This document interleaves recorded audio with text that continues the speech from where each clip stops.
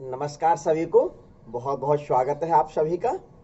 देखिए, आज revision test का सॉल्यूशन आपके सामने बताया जाएगा। सॉल्व करके जो रिवीजन टेस्ट होते हैं उन रिवीजन टेस्ट के सॉल्यूशन क्या क्या होते हैं, उसमें जो 20 नंबर्स के जो क्वेश्चंस आते हैं उनके आंसर क्या क्या होते हैं। उनके आंसरों में कभी कभार क्या स्टूडेंट एक आध नंबर, 2 नंबर का, 4 नंबर का मिस्टेक कर देता है, तो आज उन्हीं का सॉल्यूशन मेरे द्वारा आपको बताया जा रहा है। तो सबसे पहले इसमें 4 प्रकार के क्वेश्चन है, ये मैं बताना चाहूँगा। MCQ, वन वर्ड रहेंगे आपके सामने, फिल इन द ब्लैंक रहेंगे और मैचिंग रहेंगे। 4 प्रकार के क्वेश्चंस आपके सामने होते हैं। तो देखिए, सबसे पहले वाले क्वेश्चंस हैं चूज द करेक्ट आंसर, यानी MCQ। कितना क्या है? MCQ है सबसे पहले। तो ये देखिए, ये वाले जो क्वेश्चन है MCQ, बोर्ड एग्जाम में इनमें से आने के बहुत अच्छे चांस रहते हैं, तो इस वजह से मतलब बहुत अच्छे तरीके से आप इनको देख लीजिए। तो फर्स्ट क्वेश्चन है, 5 kingdom classification was proposed by. 5 kingdom classification was proposed by, यानी 5 जगत वर्गीकरण प्रणाली किसके द्वारा प्रस्तुत की गई थी। यदि आप ध्यान करेंगे तो आपको बिल्कुल समझ में आ जाएगा कि ये फर्स्ट और सेकंड क्वेश्चन से लिया गया क्वेश्चन है।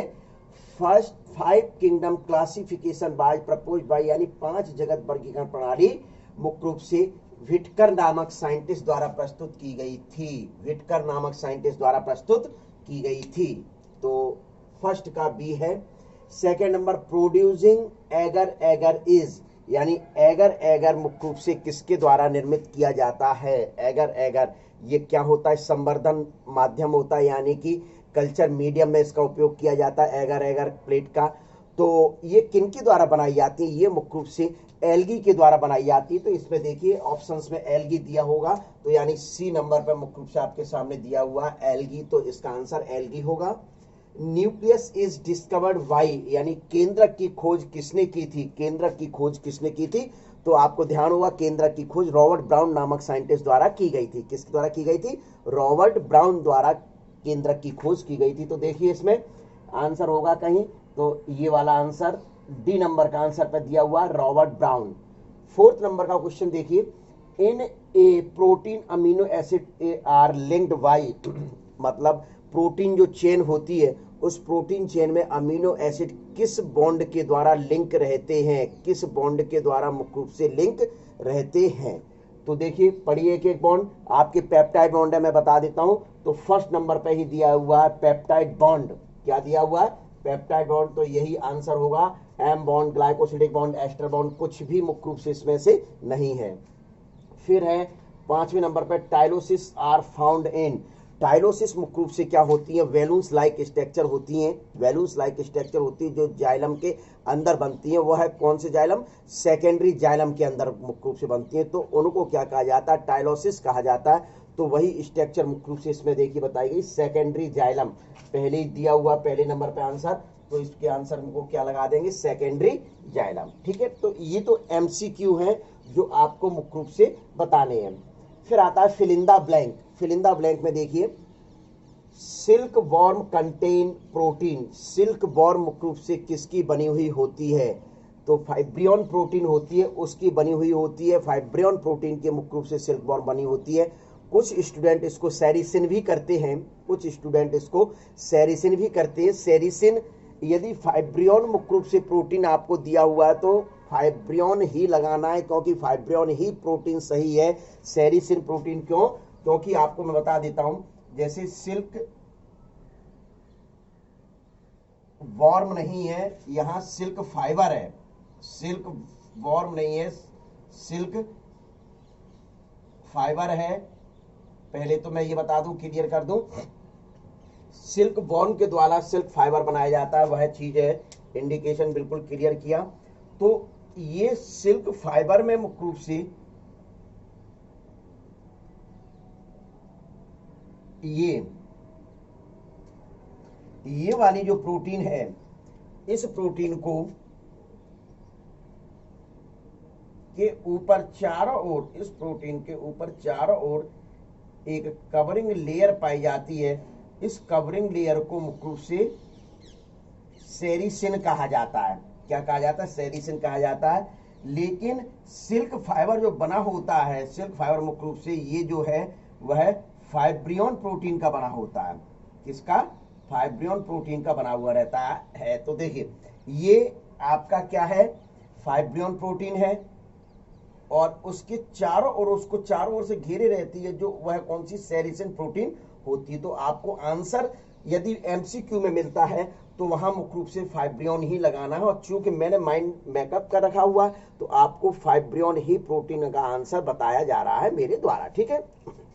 फिर देखिए liverwort member of class is bryophyta. Liver member of class is bryophyta. फिर आता है इज द स्मॉलेस्ट सेल कौन सी होती है, माइकोप्लाज्मा गैलीसेप्टिकम। मुख्य रूप से आपने किंगडम मोनिरा पढ़ा है। किंगडम मोनिरा का लास्ट मैंने आपको पढ़ाया है एनिमल जिसको कहा जाता है माइकोप्लाज्मा गैलीसेप्टिकम, और इसका शॉर्ट में नाम होता है पीपीएलओ, प्लूरोनिमोनी लाइक ऑर्गेनिन। तो ये आंसर है। All enzyme are protein. सभी एंजाइम्स कैसे होते हैं, प्रोटीन होते हैं। ब्लू कलर के देखिए ये फिल इन द ब्लैंक है, ब्लू कलर के जो है वो फिल इन द ब्लैंक है। सभी एंजाइम प्रोटीन होते हैं, विशेष ध्यान रखना। लेकिन सभी प्रोटीन एंजाइम नहीं होते हैं, ये भी ध्यान रखना है आपको, पहली बात। दूसरी बात मैं एक चीज यहाँ और बताना चाहूंगा, almost all enzymes are protein. Almost all enzyme are protein यानी कि लगभग सभी एंजाइम प्रोटीन होते हैं। लगभग से मतलब 100% नहीं होते हैं, यानी कि कुछ एंजाइम ऐसे भी होते हैं जो न्यूक्लिक एसिड के बने होते हैं, जिनको राइबोजाइम कहा जाता है। क्या कहा जाता है, राइबोजाइम। और राइबोन्यूक्लियेज एंजाइम जो है, जो आरएनए के हैं, वह मुख्य रूप से कौन से होते हैं, न्यूक्लिक एसिड के बने होते हैं। पहली बात। Multinucleated cell is called, मतलब मल्टी न्यूक्लिएटेड सेल क्या होती है, स्टूडेंट्स मुख्य रूप से बहुत कंफ्यूजन हो जाते हैं, इसको पॉलीन्यूक्लिएटेड लिख देते हैं, कहीं कुछ लिख देते हैं, यूकैरियोटिक सेल्स लिख देते हैं, बिल्कुल रॉन्ग है। ये सपोज दैट कोई सेल है, इस सेल्स में एक से अधिक जब न्यूक्लियस पाए जाते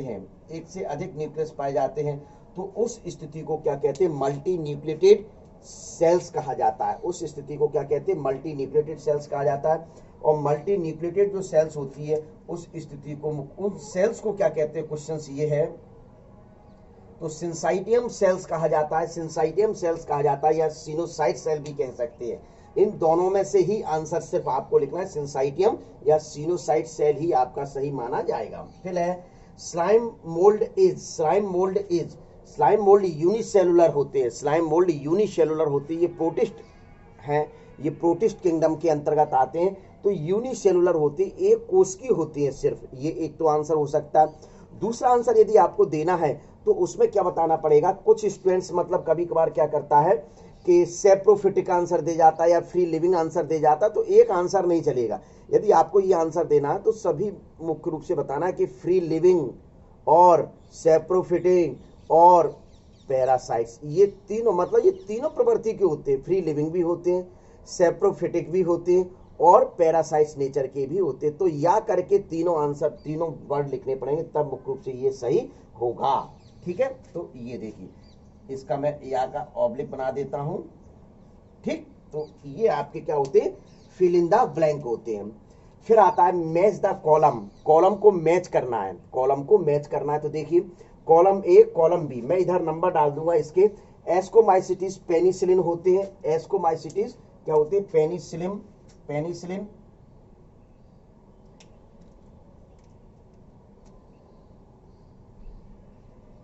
तो ये देखिए ए का ये फर्स्ट हो गया, 5वें नंबर वाला।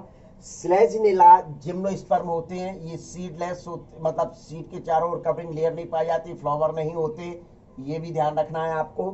प्लांट सेल्स की सेल वॉल सेल्यूलोज की बनी होती है, तो ये 3 नंबर का ये बिल्कुल आंसर सही है।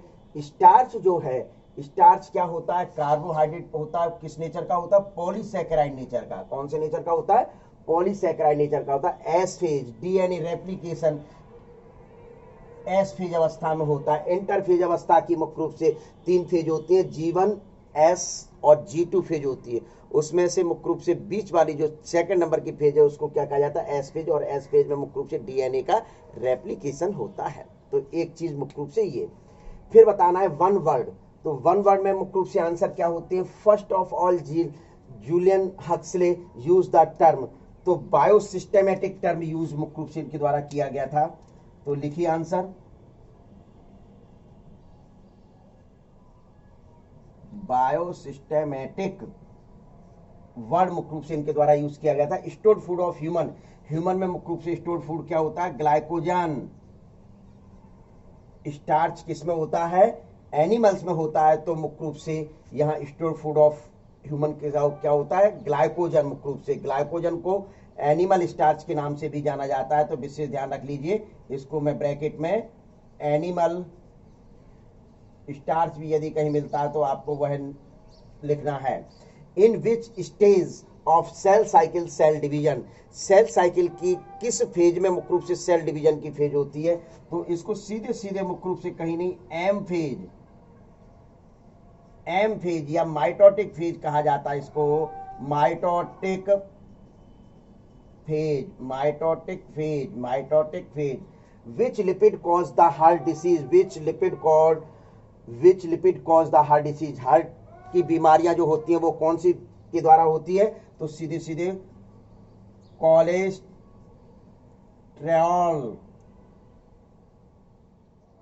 Cholesterol, cholesterol.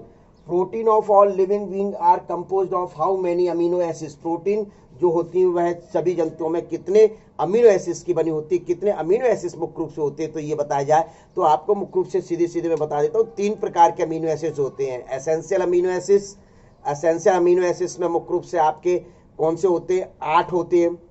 फिर इसके बाद नॉन एसेंशियल्स में आपके मुख्य रूप से 10 होते हैं, और जो सेमी एसेंशियल होते हैं अमीनो एसिड्स वह मुख्य रूप संख्या में 2 होते हैं। तो इस प्रकार से इनकी टोटल संख्या कितनी हो गई? 20। तो 20 अमीनो एसिड्स इसके आंसर में मुख्य रूप से 20 अमीनो एसिड।